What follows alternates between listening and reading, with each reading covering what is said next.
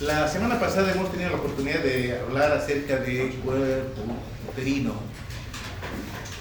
pero habíamos hablado de algunas de las patologías, habíamos hablado de la endometritis, habíamos hablado del pólipo endometrial, habíamos hecho referencia también a la adenomiosis, pero seguimos con endometrio.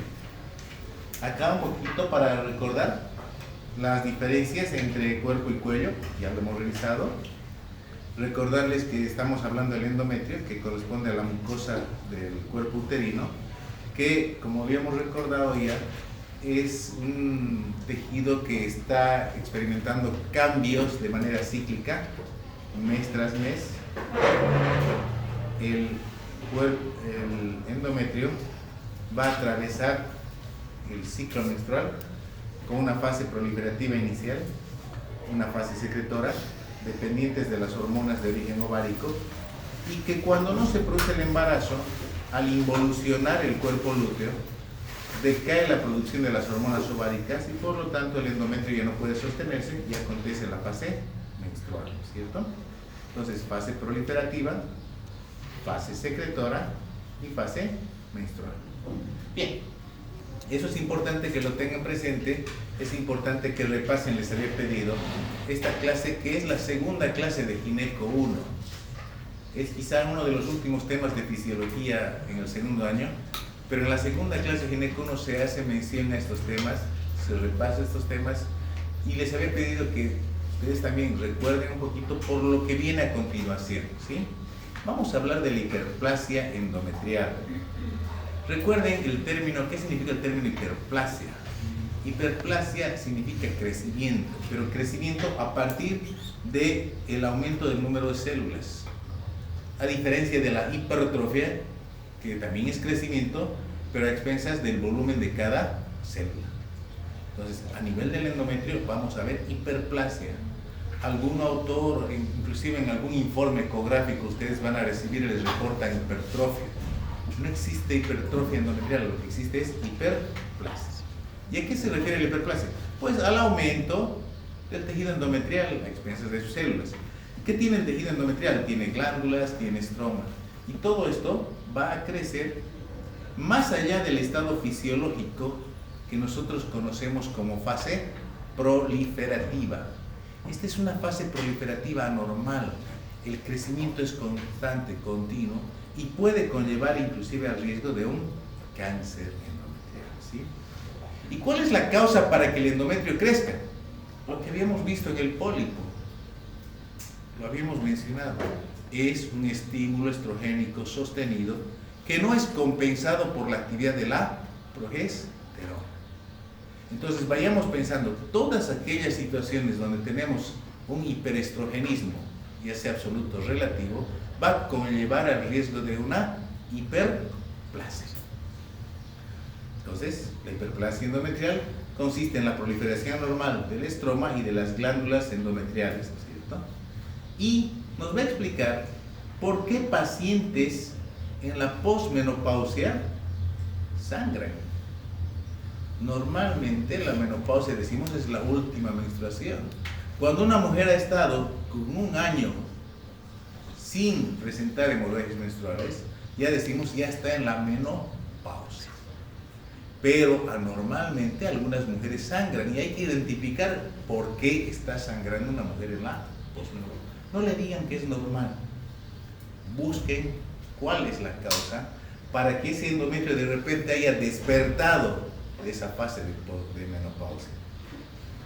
Recuerden ustedes, el último tema de Gineco 1 justamente es el que trata acerca de menopausia y climaterio. Entonces ya saben inclusive las diferencias, qué es menopausia y qué es climaterio. Y consiste pues en una serie de manifestaciones clínicas donde la principal es la ausencia de menstruación, la ausencia de sangrados. Esta patología se presenta entonces en la menopausia temprana inicialmente o ya terminando la edad fértil.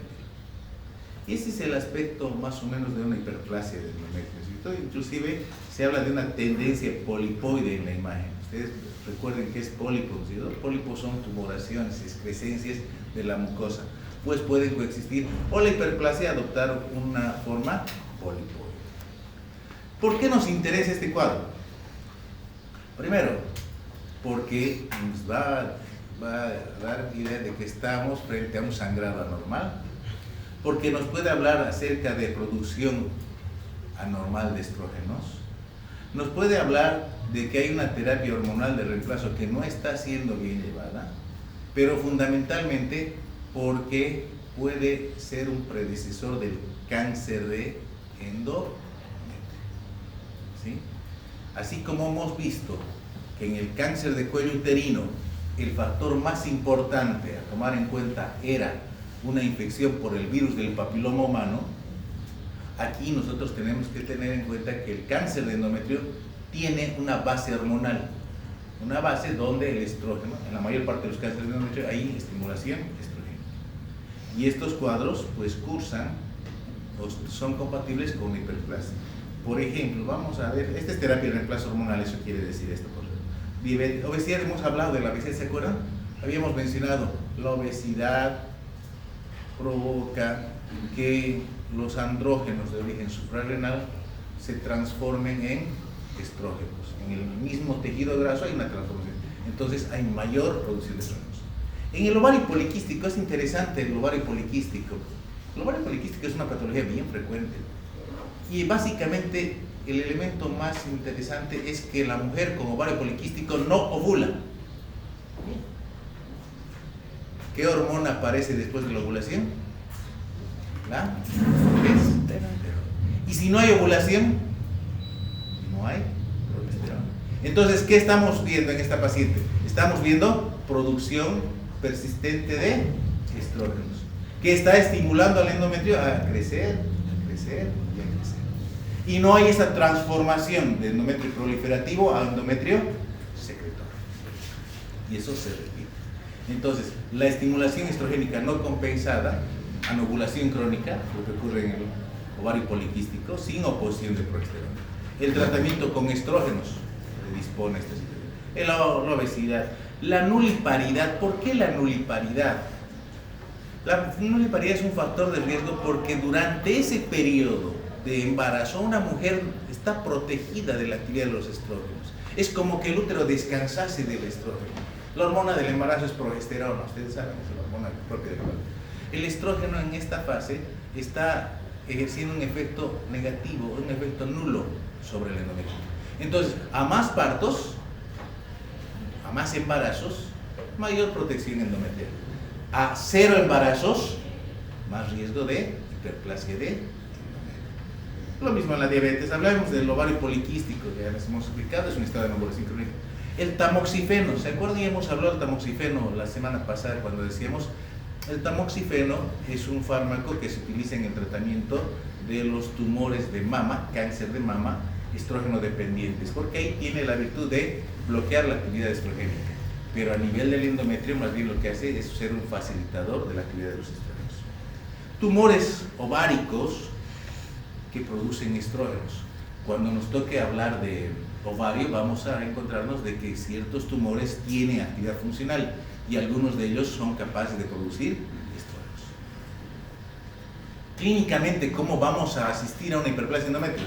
Pues al principio será asintomática, ¿sí? Como la mayor parte de los cuadros hemos visto, no hay síntomas.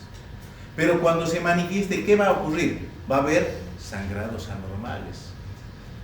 Y decíamos, inclusive mujeres que ya pasaron por menopausia van a presentar nuevamente sangrados. ¿Y por qué sangran? La explicación es bien simple.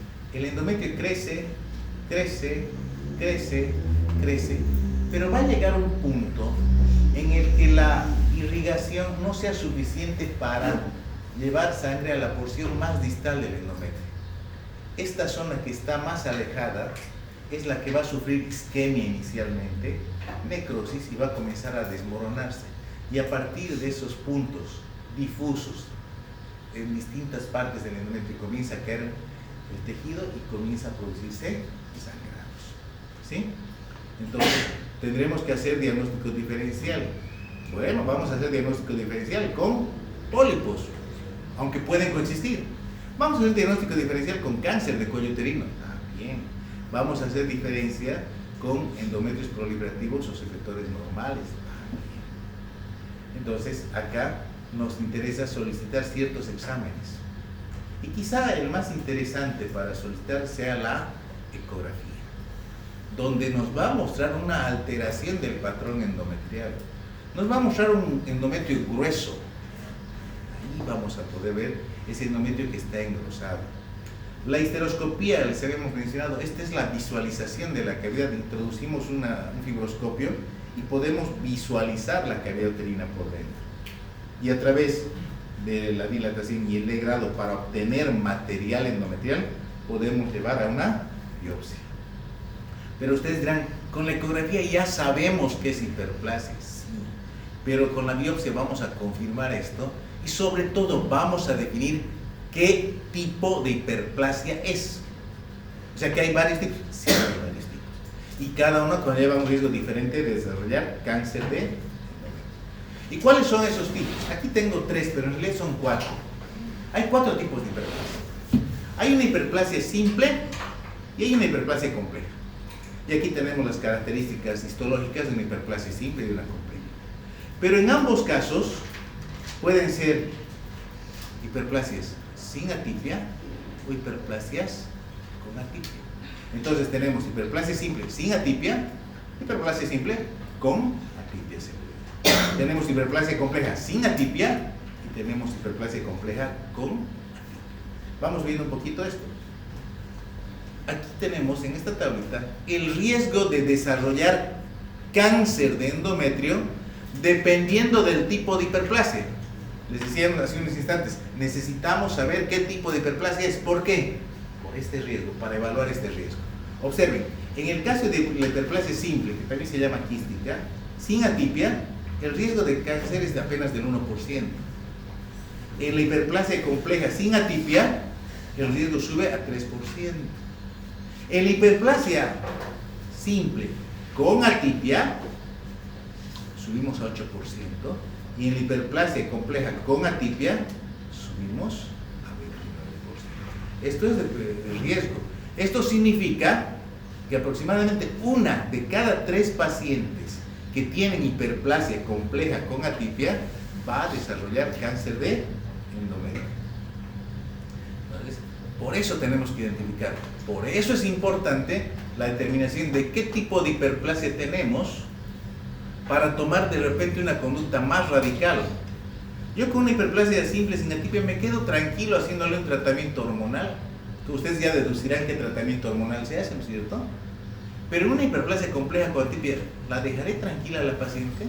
Le diré, no se preocupe, va a tomar estas pastillitas y va a volver de aquí a 6 meses o a 1 año.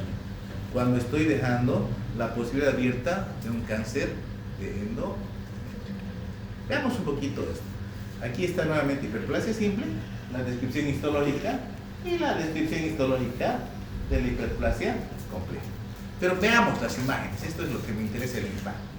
Microscópicamente, así se ve una hiperplasia simple sin atipia. Podrían decir es un endometrio proliferativo, pues, si se parece, ustedes comparen la imagen que teníamos del endometrio proliferativo, es muy parecida a esta, solamente que hay un aumento del número de células, un aumento de la actividad glandular.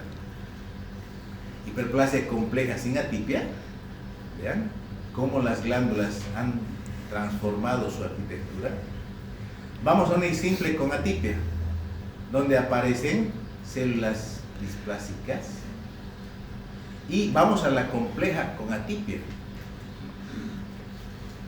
Al patólogo, quizá poco experto, lo podría confundir, inclusive dudaría, diría, de repente esto parece un cáncer de endometrio. Entonces, la íntima relación de la atipia celular con cáncer de endometrio. ¿Cómo hacemos diagnóstico? Nuestro principal elemento para diagnóstico, hemos dicho, va a ser la ecografía. Con la ecografía, mujer que sangra, viene a la consulta, hay un caso clínico por si acaso de esta paciente, llega esta paciente, tiene 52 años, llega a la consulta refiriendo sangrado. Cuando le preguntamos sus antecedentes ginecológicos, ella nos dice, yo tuve mi último periodo hace 2 años, 3 años, y ahora estoy sangrando, y sangro bastante. ¿Toma algún medicamento? No. ¿Qué tiene? Un peso de 85 kilos. Es hipertensa, es diabética. ¿En qué voy a pensar con esos datos? Hiperplasia. ¿Le voy a pedir una ecografía? Sí.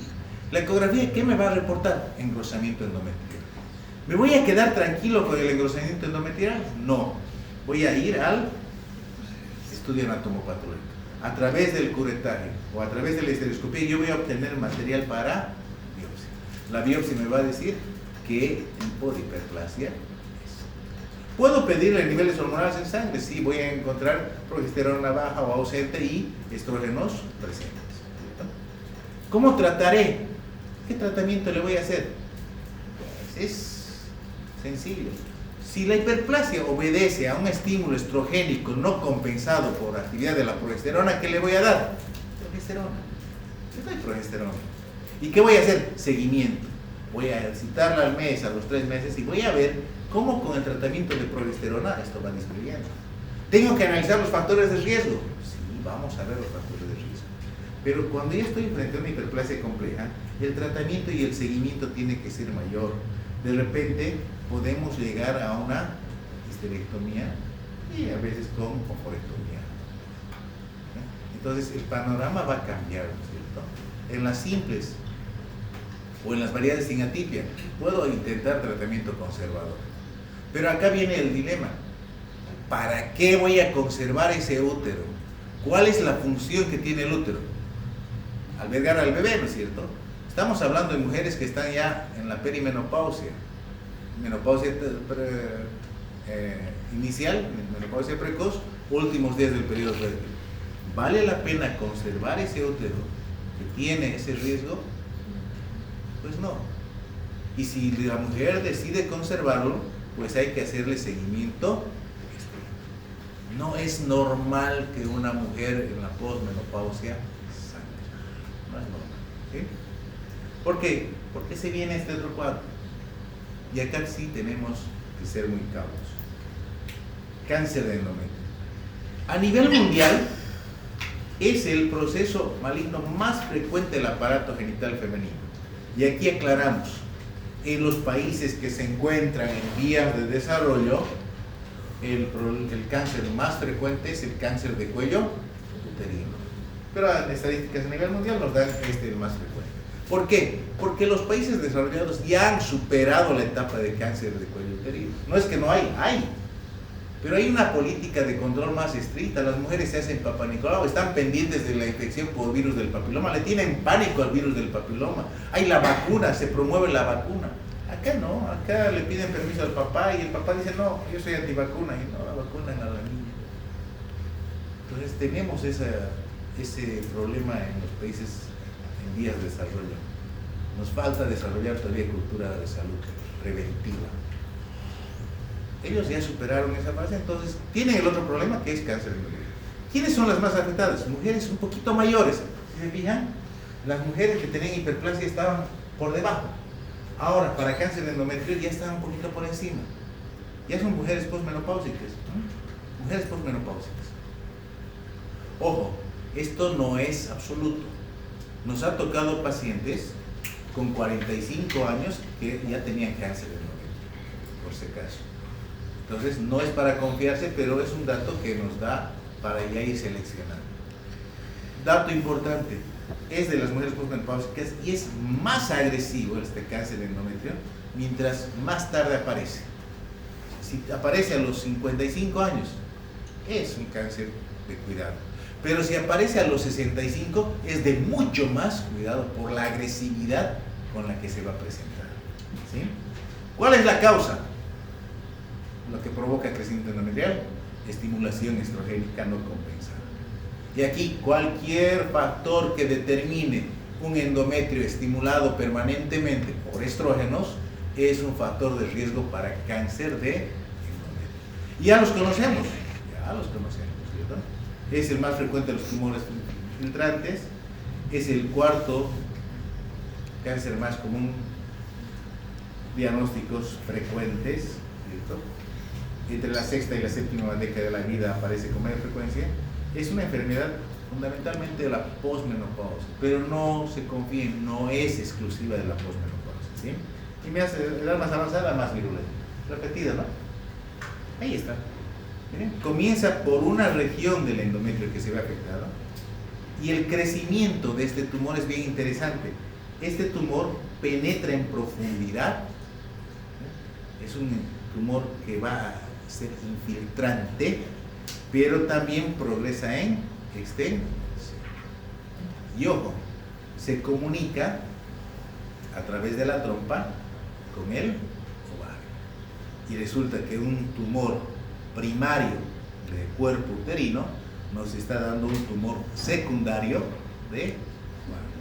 Cuando estudiemos ovario vamos a hablar de los distintos tipos de tumores malignos de ovario, y un grupo son los tumores de ovario secundarios. Secundarios a qué?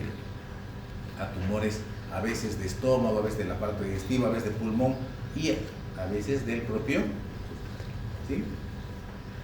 Hay una división interesante que habla de los que son estrógeno dependientes versus los que no son. La mayor parte son estrógeno dependientes. Existe un pequeño porcentaje de tumores no estrógeno dependientes, pero que tienen un peor pronóstico.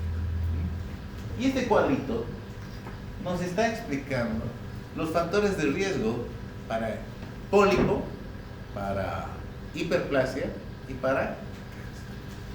Hemos hablado de la obesidad, sí, hemos dicho conversión periférica. Hemos hablado del síndrome del ovario poliquístico, estrógenos no compensados. Uso prolongado de estrógenos en la menopausia, no compensado, ojo, aquí es no compensado. La menarca temprana, mayor tiempo de estímulo a nivel uterino. Mientras más temprano comience el ciclo menstrual, mayor tiempo de exposición a estrógenos. Menopausia tardía, mientras más tiempo de exposición, mayor estímulo. Entonces, por eso preguntamos, ¿a qué edad vino el primer periodo? ¿A qué edad fue el último periodo que nos interesa? La nuliparidad, hemos mencionado al hablar de hiperplasia, ¿cierto? Ciclos irregulares. Para personas blancas, es frecuente en las personas blancas, ¿sí? Nivel socioeconómico medio a raza caucásica, la edad avanzada, mientras más la edad, mayor el riesgo. Tamoxifeno, hemos hablado, diabetes, hipertensión, uso de anticonceptivos, tabaquismo. El tabaquismo aquí también está vinculado con factor de riesgo para cáncer de. Vean en estas piezas, aquí hay cáncer de endometrio, pero observen qué cosas estamos viendo acá también. ¿Qué son estos? Son miomas. Puede coexistir pólipo, puede coexistir adenomiosis, puede coexistir hiperplasia con cáncer de endometrio. Este es un pólipo, este es un mioma. El que nos vamos a ocupar la próxima semana. La próxima semana vamos a hablar de los famosos. ¿Sí? Y este es un tumor que crece y se va extendiendo y sigue distintas vías para extenderse. Lo puede hacer a través de la trompa, decíamos, va a llegar al ovario. Puede diseminarse por sangre, puede diseminarse por vía linfática y también por exfoliación hacia el peritoneo. Hay distintos tipos histológicos, sí. El más común, el de lejos es más frecuente, es el adenocarcinoma. Aquí es un adenocarcinoma. ¿Ven? A nivel del endometrio, el cáncer más frecuente es adenocarcinoma. En cuello uterino, ¿cuál era? ¿Cuál es el tumor maligno más frecuente? La variedad histológica del tumor maligno más frecuente en cuello. El escamoso. Aquí es el adenocarcinoma. Y de las variedades de adenocarcinoma, el más frecuente es el endometrio. Ahí está el aspecto histológico del adenocarcinoma. Para el que no es muy observador, para el que no va muy fino, se nos puede confundir con hiperplasia compleja con atipia, ¿no? Muy parecida a la imagen. Para el diagnóstico. Para el diagnóstico, primero, la historia clínica. Nuestro elemento fundamental para hacer diagnóstico en ginecología es la historia clínica. Y dentro de la historia clínica, ya hemos hablado con algunos grupos, tenemos dos partes, la anamnesis y el examen físico. Y en ginecología, aunque no crean, el 70% del diagnóstico en ginecología se hace con la anamnesis. El examen físico nos va a complementar, pero hagamos una buena anamnesis. Y en la anamnesis, ¿qué tenemos que recolectar? Decíamos, la filiación. ¿Y en la filiación qué está? La edad de la paciente. Ya está la edad. A veces está la raza inclusive. En el motivo de la consulta, ¿qué vamos a encontrar? ¿Por qué viene esta paciente? Por sangrado uterino anormal. En la enfermedad actual, tenemos una historia de una mujer que ya dejó de menstruar y que de repente presenta sangrado en moderada, en abundante cantidad, a veces hay dolor, a veces lo deja pasar, dicen normal es, se fue a la farmacia y lo más común le dieron vitamina K. ¿Qué tiene que ver la vitamina K? Pero pregunten, cuando vayan al hospital, esas pacientes que están sangrando, pregúntenles, ¿qué hizo? Mi amiga me dijo que me ponga vitamina K y mejoré todavía, muchas dicen mejoré, me sentí bien con la vitamina K. Y aquí un alto. La vitamina K se sacaron de que es hemostática, que es un hemostático. La vitamina K no es hemostático para nada, o está en la lista en farmacología, han visto hemostáticos. Hemostático está el etamcilato, pero vitamina K no se menciona para nada, pero utilizan. Yo he visto acá cerquita, bien cerquita, vitamina K en pacientes con aborto. Tiene que ver el aborto con la vitamina K, pero les da vitamina K, aquí cerquita. Entonces, ¿qué está pasando? Estamos confundiendo y creemos que la vitamina K es una vitamina que promueve la coagulación. ¿Por qué? Porque su nombre es K y K viene de coagulation. ¿Ya? ¿Qué es lo que hace en realidad la vitamina K? Y esto yo les pregunto a mis residentes y mis residentes también me dicen que es para coagular. Es un cofactor para la síntesis de factores de coagulación. Entre ellos, el factor 2, el factor 5, el factor... Es un cofactor. Se necesita para que en el hígado se sinteticen factores de la coagulación. Entonces, ¿a quién le voy a dar vitamina K? Al que tiene deficiencia de factores de la coagulación, vitamina K dependientes. Yo puedo pedir un examen que se hace de rutina, tiempo de protrombina. La protrombina es el factor, ¿qué otro factor? ¿Qué factor de la coagulación es la protrombina? Ya no olvido fisiología, a ver, ayúdeme. El 2, ¿no es cierto? El factor 2 de la coagulación. Si el tiempo de protrombina está alargado, está prolongado, yo debo pensar de que este paciente también tiene deficiencia de los otros factores. Le voy a dar vitamina K. Y esta va a mejorar el tiempo de protrombina. Pero no va a mejorar en cuanto le coloquen y el día siguiente, va a mejorar 3 días después, cuando comience a actuar. ¿Sí? Nosotros normalmente consumimos vitamina K. ¿En qué alimento consumimos vitamina K o tomamos como medicamento? No necesitamos. ¿Por qué? ¿Por qué no necesitamos vitamina K? ¿Por qué no estamos ahí? Recétame vitamina K. Porque la producimos. ¿Dónde? En realidad no la producimos nosotros. La produce nuestra flora microbiana intestinal. ¿No es cierto? La flora microbiana intestinal es la que produce vitamina K. Entonces no necesitamos consumir. Pero a la paciente que tiene deficiencia de los factores de coagulación le pones vitamina K y va a actuar 2, 3 días después de que le coloquen el medicamento. Antes no. Entonces, ¿qué sentido tiene dar vitamina K a una paciente que de repente tiene los factores de la coagulación normales y que está sangrando porque tiene otro problema? De hecho, he visto en aborto recetar vitamina K. No lo hagan, por favor. No lo hagan. Entonces, la anamnesis nos va a dar esa riqueza. Nos va a dar información importante sobre lo que está sucediendo con esta paciente. Es una mujer blanca, es una mujer pelirroja, de un buen nivel económico, es gordita, es hipertensa, es diabética, no tuvo hijos, le hicieron una miomectomía hace 15 años, le hicieron una miomectomía. Entonces, ven, vamos sumando elementos para pensar en diagnóstico, ¿sí? Entonces, la anamnesis, lo más detallado. Y en el examen físico, ¿qué vamos a encontrar? Pues sangrado, vamos a visualizar, vamos a constatar el sangrado. De repente, en estadios avanzados, el útero podrá estar aumentado de tamaño, pero en las fases iniciales no. En las fases iniciales el útero conserva su volumen o está ligeramente aumentado. Pero en una paciente obesa es difícil el examen manual, ¿no es cierto? No se toca fácilmente. Hemos dicho, estos pacientes suelen ser obesos. Acá el útero puede estar conservado inicialmente y solamente en estadios avanzados el útero va a aumentar de volumen. Descartemos otras patologías, sí, de repente podemos ver el tema cuello uterino, hay que hacer diagnóstico diferenciado. Entonces veamos. Y la pregunta será ahí, ¿cuándo se hizo su último Papá Nicolau? O sea, los que han visto al residente que está haciendo cuando hace la consulta del residente, a todos los pacientes, su último Papá Nicolau, muéstreme su Papá Nicolau, ¿dónde está su Papá Nicolau? Es parte de la historia clínica, el antecedente del Papá Nicolau.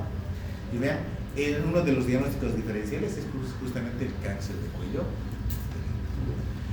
hiperplasia de endometrio. Aunque pueden coexistir, podemos estar hablando de una paciente que tuvo episodios de hiperplasia anteriormente.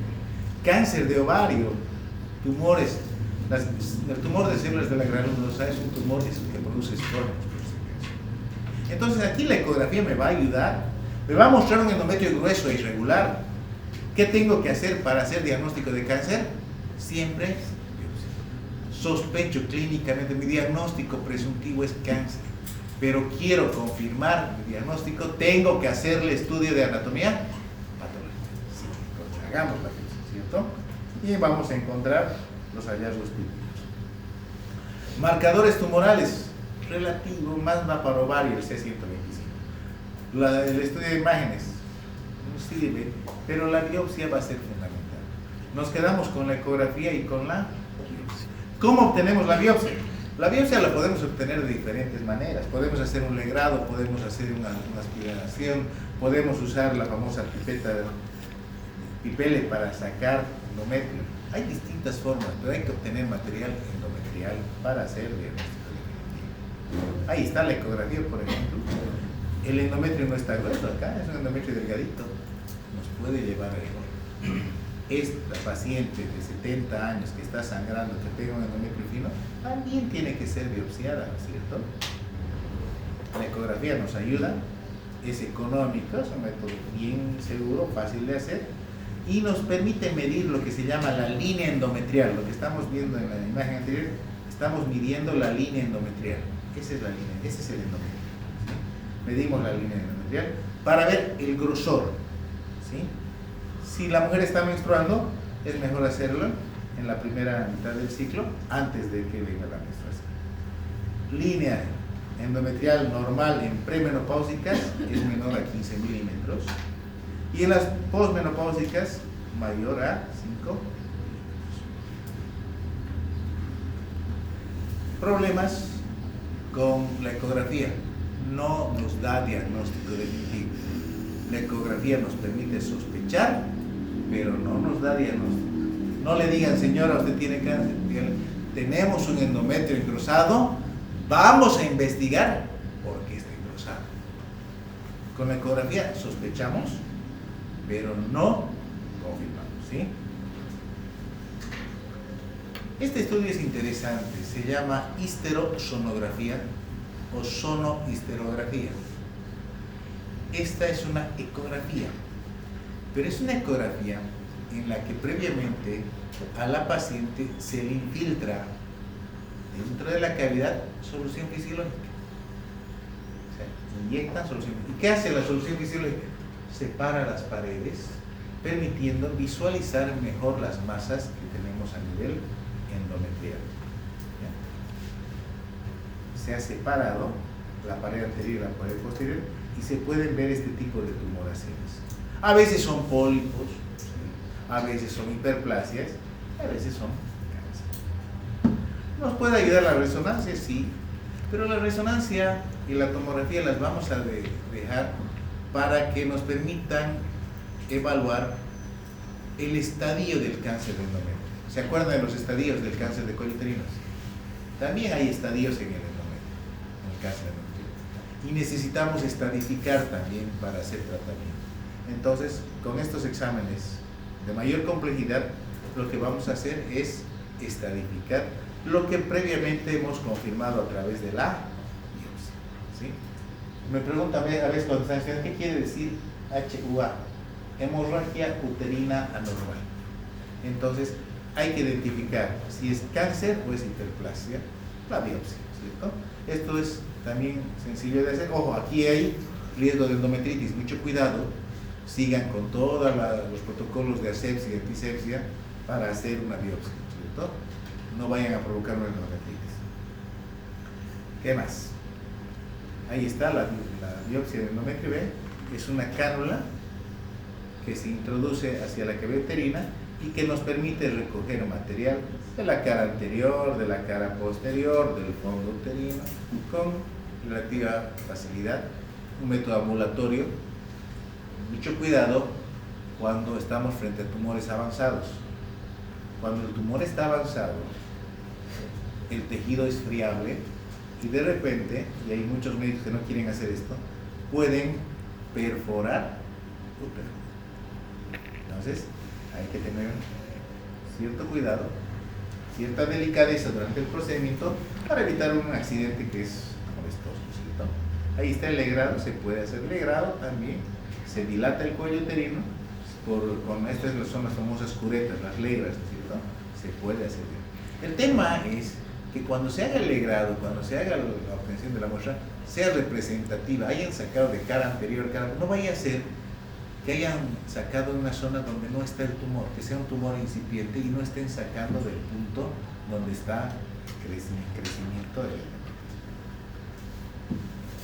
La visualización también se puede hacer, ya sabes, se llama histeroscopia. Quizá este es el examen que se llama el gold standard para hacer diagnóstico de las hemorragias uterinas anormales, ¿cierto? En pacientes con hemorragia uterina normal, lo mejor es ver directamente el endometrio.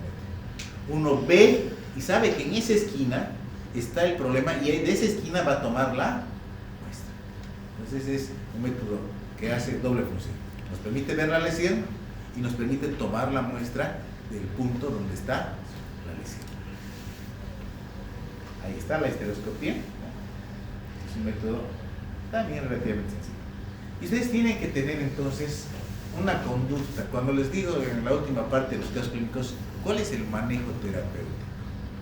El manejo terapéutico es qué van a hacer con el diagnóstico que ya tienen, el presuntivo que tienen, para llegar al definitivo y para hacer tratamiento. Le pediré una ecografía y le pediré biopsia. Con estos dos exámenes yo puedo asumir una serie de conductas hasta establecer el diagnóstico concreto, el diagnóstico definitivo. ¿Sí? El diagnóstico definitivo involucra hacer diagnóstico diferencial también.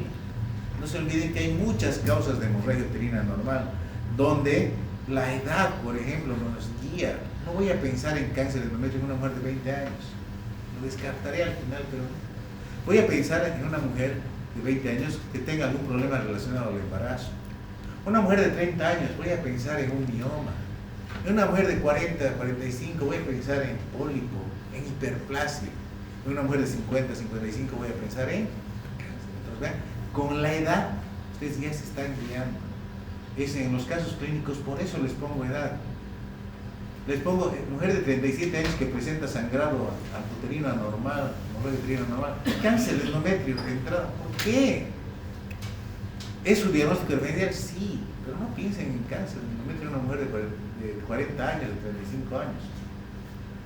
En una mujer de 60 años no van a pensar en un mioma activo, ¿no es cierto? Los miomas, ya vamos a aprender la próxima semana, los miomas después de la menopausia dejan de crecer, dejan de causar problemas. Entonces hay que valorar esto. Estadios, aquí están los estadios, ¿se acuerdan? Desde 0, que es el carcinoma in situ, hasta el estadio 4, que es el carcinoma que ha hecho metástasis. No les voy a preguntar los estadios del cáncer de endometrio, me he comprometido, no les voy a preguntar de bulbo, de vagina, de endometrio, pero les voy a volver a preguntar los estadios del cáncer de cuello. Así que esa pregunta es repetida para el segundo parcial. Ya saben. Y de acuerdo, hay una clasificación, dentro de la parte histológica, se habla también del grado. Una vez que han obtenido la biopsia, nos corresponde identificar qué grado. Lo que hemos visto aquí es el estadio, pero hablamos del grado de cáncer de endometrio, ¿sí? Desde un adenocarcinoma bien diferenciado hasta un carcinoma indiferenciado. Esto nos habla de pronóstico también, por si acaso. Nos interesa qué grado, cuál es la maduración celular, la diferenciación celular que estamos observando en la muestra de la biopsia. Y pues en el tratamiento, en los estadios iniciales, se podrá hacer histerectomía, ¿sí? Se podrá acompañar de salpingo-oforectomía, vamos a sacar los ovarios. No se olviden, estamos frente a un tumor estrógeno dependiente. ¿Se puede hacer por vía vaginal? Sí, se puede, pero sobre todo en mujeres que tienen prolapso. Cuando la mujer tiene prolapso es fácil hacer la histerectomía vaginal. Es bien sencillo. Van a ver cuando nos devuelvan el quirófano en el hospital que la histerectomía vaginal es más sencilla que la histerectomía abdominal. Cuando se la sabe hacer es más sencilla. En pacientes que no pueden ser operadas, pacientes que tienen problemas, de repente la vaginal es una opción. ¿Sí? Por la paroscopía, siempre y cuando la paciente está compensada hemodinámicamente, se puede hacer la paroscopía. Radical, obviamente, radical. Ahí está la diferencia, ¿se acuerdan? Histerectomía total, radical. Habrá que complementar con radioterapia. Sí, hay que hacer radioterapia. Habrá que complementar con quimioterapia también. Entonces, para el tratamiento es fundamental saber dónde está el cáncer. Si está limitado al útero, si no ha penetrado más allá del 50% de la pared, aquí está el estadio. Miren, en el estadio, uno de los criterios que utiliza el estadio es cuánto ha penetrado la pared. En el estadio 1B ha invadido al miometrio, pero menos del 50%. En el estadio 1C ha invadido más del 50%. Esta es una diferencia fundamental al momento de obtener el estadio. Y esto lo hacemos cuando sacamos la pieza. Cuando sacamos la pieza. Obviamente tendrá mucho mejor pronóstico esta paciente. Y tendrá mucho mejor pronóstico cuando solamente está limitado al endo. Hemos visto, es un tumor que penetra en profundidad, es un tumor que se expande, ¿cierto? Por eso los estadios son importantes, hay que estabilizar. La terapia, progestágenos. ¿Por qué progestágenos? Porque nosotros sabemos que es un tumor estrógeno dependiente que va a ser antagonizado con su transformación endometrio secretorio. Quimioterapia también se puede hacer. Y en fases más avanzadas necesitamos hacer un seguimiento más estricto. ¿Por qué necesitamos la estadificación? No solamente para el tratamiento, sino para decirle cuál es la posibilidad de éxito para los pacientes. ¿Se acuerdan en estadios FIGO de cáncer de cuello uterino? El pronóstico va bajando a medida que el estadio es mayor. Aquí también el pronóstico baja mientras el estadio es mayor. En estadio 1, 85%, en estadio 4, apenas 18% de las pacientes sufren. Y seguimiento, ¿no es cierto? Hay que hacerles un buen seguimiento. Es un tipo de tumor que puede responder muy bien al tratamiento porque inicialmente está contenido dentro de la cavidad, ¿cierto? Pero cuando ya hay invasión, es un tumor que tiene un pronóstico bastante negativo. Entonces, acá se trata de hacer diagnóstico nuevamente en fases iniciales. Esa mujer que comenzó sangrando, esa debe ser estudiada. Si les dice es pólipo, ya quédense tranquilos, era un pólipo y listo, ahí vamos a tratar. Es una hiperplasia, ya estamos en hiperplasia. Pero no dejen que esta mujer que está sangrando deje pasar más tiempo, porque hay una posibilidad de que en realidad esté avanzando hacia un cáncer. O sea, un cáncer en fase inicial, que lo van a dejar progresar a un cáncer en estadio más avanzado. ¿Sí? Bien. Y con eso terminamos patología endometrial. Preguntas. Si hay 3 preguntas, se van. Si no hay 3 preguntas, pasamos al siguiente. Pregunta número 1, ¿nos podemos ir? No. ¿Alguna duda, jóvenes? Doutor, assim como a vitamina K, deveria também a subconexão, ¿este puede ser utilizado? Utilizan algunos. Yo prefiero el etamixilato por el mecanismo de acción. El etamixilato y el ácido tranexámico tienen diferentes formas de actuar. El ácido tranexámico debe ser utilizado en la paciente mientras está sangrando. No previene el sangrado. En las mujeres que tienen estos cuadros, ustedes controlan el sangrado mejor con el etamixilato y mantienen el etamixilato para evitar nuevos episodios de sangrado. Pero ojo, es temporal. Están parando la hemorragia, no están curando el problema. La paciente va a decir, me siento bien y chao doctor, hasta mi próximo sangrado. El sangrado tiene que ser estudiado. Está con hemorragia, denle antihemorrágicos, denle hemostáticos, denle, compénsenla, Hay que poner sangre muchas veces, pónganle sangre y háganle los estudios que corresponden. El etamisato es un fármaco, los antihemorrágicos o hemostáticos son fármacos que nos van a dar tiempo a que nosotros podamos establecer un diagnóstico, pero no son tratamientos curativos desde ningún punto de vista, ¿sí? ¿Preguntas? Una pregunta, faltan dos. Para la próxima semana. Retirarse, nos vemos la próxima semana.